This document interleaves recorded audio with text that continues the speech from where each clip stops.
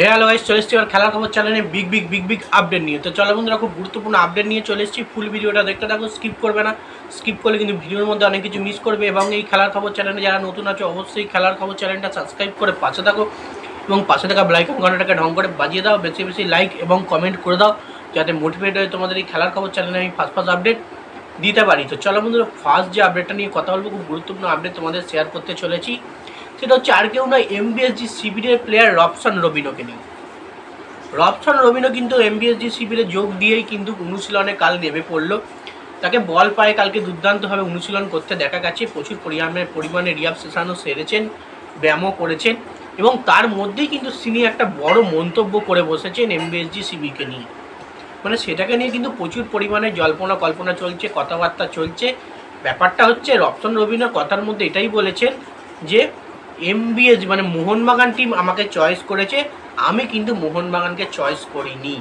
এই কথাটা বলার পর পড়োশি ক্লাব ইস্টবেঙ্গল তারা কিন্তু প্রচুর পরিমাণে কটাক্ষ করছে, মোহনবাগানকে ছুটছে, কটাক্ষ ছুড়ে দিচ্ছে। এবং বেসিক্যালি তোমাদের বলে রাখি, কোনো প্লেয়ার কিন্তু কোনো ক্লাবকে টপ করে চয়েস করে না, ক্লাবই কিন্তু সেই প্লেয়ারকে চয়েস করে। তাও মোহনবাগান শিবিরে এমন প্লেয়ার আছে তারা কিন্তু মোহনবাগানকে চয়েস করে এসছে, যেমন জেমি ম্যাকলারেন, তার মূল একটা মন্ত্র দিমিত্রি পেত্রাদাস, জেসন কামিন্স, এই সমস্ত ভালো প্লেয়ারগুলো কিন্তু মোহনবাগানকে চয়েস করেছে।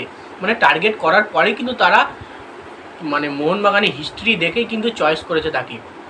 এবং ইস্টবেঙ্গল মোহনবাগান দুজনই কিন্তু রবসন রবিনোকে টার্গেট করেছিল। রবসন রবিনো কিন্তু মোহনবাগানকে কিছুটা হলেও চয়েস করেছে, সে কারণে কিন্তু তিনি মোহনবাগান শিবিরে যুক্ত হয়েছেন আর মোহনবাগানের অতীত জেনেছেন।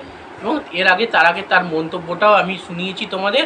এবং এই যে মন্তব্যটা করেছে এটা কিন্তু কোনো রকমই ভিত্তিহীন, কারণ কোনো প্লেয়ার কিন্তু কোনো ক্লাবকে টপ করে চয়েস করে না, ক্লাবই কিন্তু চয়েস করে প্লেয়ারটাকে। তো যাই হোক, নেক্সট যে আপডেটটা নিয়ে কথা বলবো আর কিন্তু গুরুত্বপূর্ণ আপডেট, সেটা হচ্ছে এমবিএসজি শিবিরে কিন্তু একটা বড় চমক আসছে। এমবিএসজি ম্যানেজমেন্ট কিন্তু একটা বিদেশি টার্গেট করে রেখেছে। তোমরা নিশ্চয়ই জানো, তোমাদেরকে অনেকভাবে জানাতে চাইছি, অনেকভাবে বলতে চাইছি। সে নাম কিন্তু এখনও পর্যন্ত সঞ্জীব গোয়েঙ্কা রিভিল করছেন না। এবং এবার যেটা খবর সূত্রে জানা যাচ্ছে, এবার যদি মোহনবাগান যে কোনো বিদেশি বলো দেশি প্লেয়ার দলে নিতে চায়, তাহলে কিন্তু কন্ট্রাক্ট এক্সটেন্ড টার্মিনেট করে কিন্তু নিতে হবে দলেতে। কারণ ট্রান্সফার উইন্ডো পুরোপুরি শেষ, মানে বন্ধ হয়ে গেছে। এবং ট্রান্সফার উইন্ডো যদি মধ্যে নিতে চায়, তাহলে আবার কিছুদিন বাদে ট্রান্সফার উইন্ডো আবার খুলবে, কিছু মাস বাদে, তখন কিন্তু দলে নিতে পারবে। মানে আইএসএল শুরু হওয়ার আগে আর একবার ট্রান্সফার উইন্ডো খুলবে, তারপরে কিন্তু আবার নতুন বিদেশি প্লেয়ার বলো দলে নিতে পারবে। এবং যদি খুবই জরুরি ব্যাপার হয়, তাহলে কিন্তু বিদেশিকে যে ক্লাবে থাকবে সেই ক্লাবের সঙ্গে ট্রান্সফার ফি দিয়ে টার্মিনেট করে কিন্তু দলে নিতে হবে। দেখা যাক কোন বিদেশি প্লেয়ারকে মোহনবাগান শিবির টার্গেট করে রেখেছে দলে নেওয়ার জন্যে। তো নেক্সট যে আপডেটটা নিয়ে কথা বলবো, এটা কিন্তু খুব গুরুত্বপূর্ণ আপডেট তোমাদের দিতে চলেছি। সেটা হচ্ছে মাদি তালালকে নিয়ে। তোমরা নিশ্চয়ই জানো, ইস্টবেঙ্গল এফসি শিবিরের স্ট্রাইকিং লাইনের প্লেয়ার ডিমিত্রিয়াস দিয়ামান্তকাসকে তারা থ্যাংক ইউ জানিয়েছে। এবং যেটা খবর সূত্রে জানা যাচ্ছে, সেই জায়গায় কিন্তু খুব শীঘ্রই একটা প্লেয়ার দরকার। এবং হামিদ কিন্তু সেই জায়গায় খেলতে প্রচুর পরিমাণে সিদ্ধহস্ত। হামিদ কিন্তু সেই জায়গাটা মানে তার অভাব বুঝিয়ে দেবে। এবং বেসিক্যালি মাদি তালালকে নিয়ে আসছে যাতে মিডফিল্ড থেকে শুরু করে অ্যাটাকিং দিকটা আরও যাতে ভালো হয়, মানে মিগুয়েলের সঙ্গে যাতে দুর্দান্তভাবে যুগলবন্দি হয়। কারণ মিগুয়েল তোমরা নিশ্চয়ই জানো, এই মিগুয়েল কিন্তু সাইড ব্যাকের প্লেয়ার এবং তার সঙ্গে রাশিদ মিডফিল্ডের প্লেয়ার। মিগুয়েল কিন্তু মিডফিল্ডেও খেলতে পারে এবং মাদি তালালও ঠিক সেম সেন্টার মিডফিল্ডের প্লেয়ার। তো মাদি তালাল কিন্তু খুব শিগগিরই কিন্তু কলকাতায় আসছে, খবর সূত্রে জানা যাচ্ছে।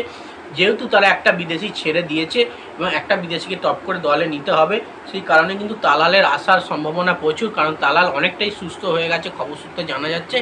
তো দেখা যাক কনফার্ম ডেটটা কবে হয় যে মাদি তালাল মোহনবাগান শিবিরে যুক্ত হবে। তো দেখা যাক কবে এই কনফার্ম ডেটটা আসে। তো নেক্সট এবং লাস্ট আপডেট যেটা নিয়ে কথা বলবো, সেটা হচ্ছে বড় ঘোষণা আসছে কিন্তু আইএসএল নিয়ে। কালকে কিন্তু একটা মানে মিটিং ছিল এফএসডিএল এর সঙ্গে। তো খবর সূত্রে যেটা জানা যাচ্ছে, এফএসডিএল কিন্তু তারা কিন্তু তাদের জায়গা থেকে তারা সরে যাচ্ছে এবং নতুন করে একটা কোনো রকম এফএসডিএল এর মতো কমিটি আসবে। তাদের সঙ্গে কিন্তু নতুন করে একটা অক্টোবরের মধ্যে কিন্তু একটা নতুন করে শিডিউল এমআরএস সাইনিং হবে। তারপরে কিন্তু ডিসেম্বরের কত তারিখে তোমরা আইএসএল দেখতে পাবে সেই কনফার্ম ডেট তোমরা জানতে পারবে। এবং এটাও হতে পারে এফএসডিএল কিন্তু নতুনভাবে আবারও সেই কামব্যাক করতে পারে এই যা পুরনো জিনিস আছে সবগুলোকে বাদ দিয়ে আবার নতুন করে তারা যুক্ত হতে পারে এফএসডিএল, এটাও কিন্তু হতে পারে। এবং সুপার কাপ নিয়ে একটা কথা বলে দিই, সুপার কাপ সেপ্টেম্বরে হওয়ার কথা ছিল, সুপার কাপ কিন্তু সেপ্টেম্বরে না হওয়ার চান্সটা খুব কম। তো দেখা যাক, সেপ্টেম্বরে কিন্তু না হলে অক্টোবরের ফার্স্ট দিকেই কিন্তু সুপার কাপ হবে।